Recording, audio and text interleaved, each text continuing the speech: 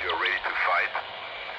So I don't know the situation in Australia. Here in Germany, of course, I would become really nasty and aggressive if somebody would try to cut me in my rights that I have.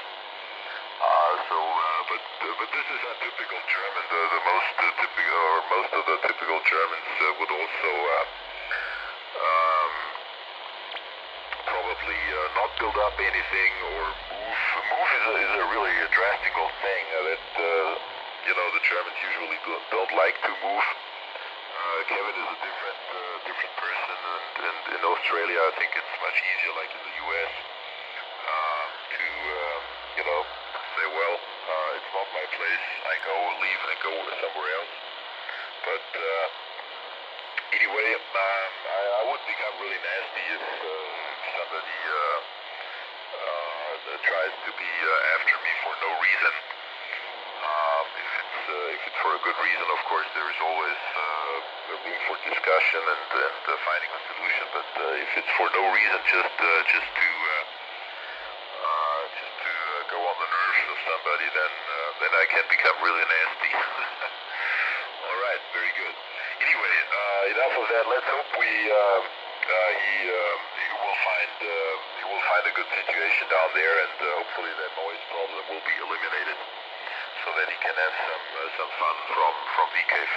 But sure, it's a pity, and he told me a lot from your relation with you, that you helped him a lot and supported him a lot also. So it's always good to have somebody around that you can do some things with, and with talking the same language like you do, talking about the same thing, having the same goals in terms of ham radio. So there we are. But anyway, very good. And let's see, what was the other thing about the situation with OptiBeam, etc. Yeah. Well, now looking back and knowing that he wrote on his homepage he's 65 and he wants to become a retiree in his professional life. I fully understand that. But normally you try to displace this thought, and you think it will go on forever, at least for the time that you're around in the hobby. And but we have seen so many companies going out of business in our ham career. American manufacturers of antennas, radio equipment, and shifts in things like like Wemo does, buying all those companies and trying to continue. I just wonder whether Wemo will take over the whole program. I mean, for sure they will have the copyright or the patents or whatever for the whole line. If they will produce the whole line, I'm not so sure. Like it is fancy these days.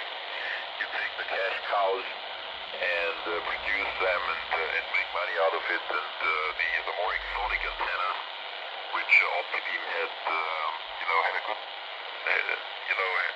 had good customers, and many customers found a good place or a good home with OptiBeam. If you wanted to look for some more exotic solutions. I think this will not be the case. I cannot imagine that Wemo will build 2-element 80-meter Yagis and stuff like that. So there's just not enough demand for it.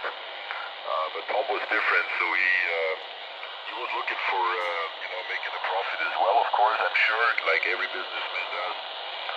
But he was also a ham radio operator by heart, and also had a full understanding of of people being excited and having emotions with the hobby. Anyway, so we'll see how it goes. And I didn't know about Stepper, that they went commercial, but no surprise either. Like Flex Radio always pulls that card whenever the question comes up, when will we get pre-distortion with the Flex Radio? And they will say, well, not now. We have a military commercial project running, and we cannot afford to put any manpower into ham radio at the moment. VK4 Yankee Sierra, Deal 5 RBW.